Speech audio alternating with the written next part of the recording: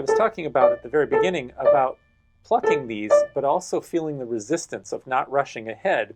We're holding these, and then we might use the 16th notes to propel us forward. This is something you've probably heard me talk about before. I often quote Leon Fleischer to say the secret of rhythmic playing is to be as late as possible while still playing in time. So rather than playing these very, very square like this,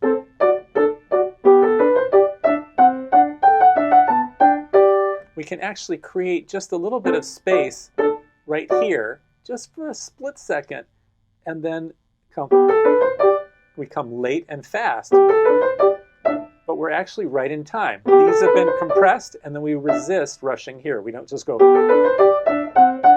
then it's just merely faster. But resist, move to there, release. Now this goes along with good vocal breathing as well, because we've had a 4-bar phrase, and the last note, in this case, happens to be the longest of the phrase, the quarter note. Yep, up, that's a place where your singer would breathe. If I were singing measures 3 and 4, I'd have yum bum ba da da da dee da da yup up, and I'm not a good singer, so I gasp for breath. A good singer would be able to do that without any audible gasp.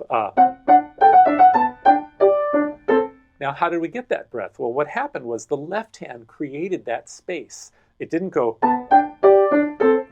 and you'd say, well, wait, I've been taught that 2 eighth notes equals a quarter, and there are 4 eighth notes in each bar. Well, they're not all necessarily exactly equal. If we play at a metronome equals an eighth note, then everything would have to be equal.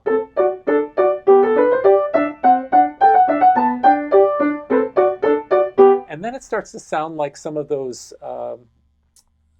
videos you may see on YouTube that have a score scrolling, but they've been realized by a computer, and the computer has been given instructions to play it exactly with every note to be twice as fast or twice as slow as whatever the hierarchy of notes is.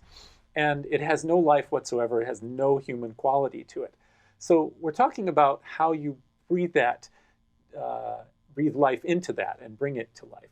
So that would mean these are some of the figures, some of the devices that I'm suggesting you might use. So we conceive of that in larger units. In this case, we've had a phrase that went for 4 measures, but within that, there's been resistance, there's been moving forward, and certainly places where we feel breath. What's very classical about this construction is classical means that there's a lot of balance in there, balance and proportion. Well, the proportion here is very classical, meaning it's 4 measures plus 4 measures plus 4 measures plus 4 measures. Once we do indeed have 16 measures before the repeat sign in measure 17 that goes forward.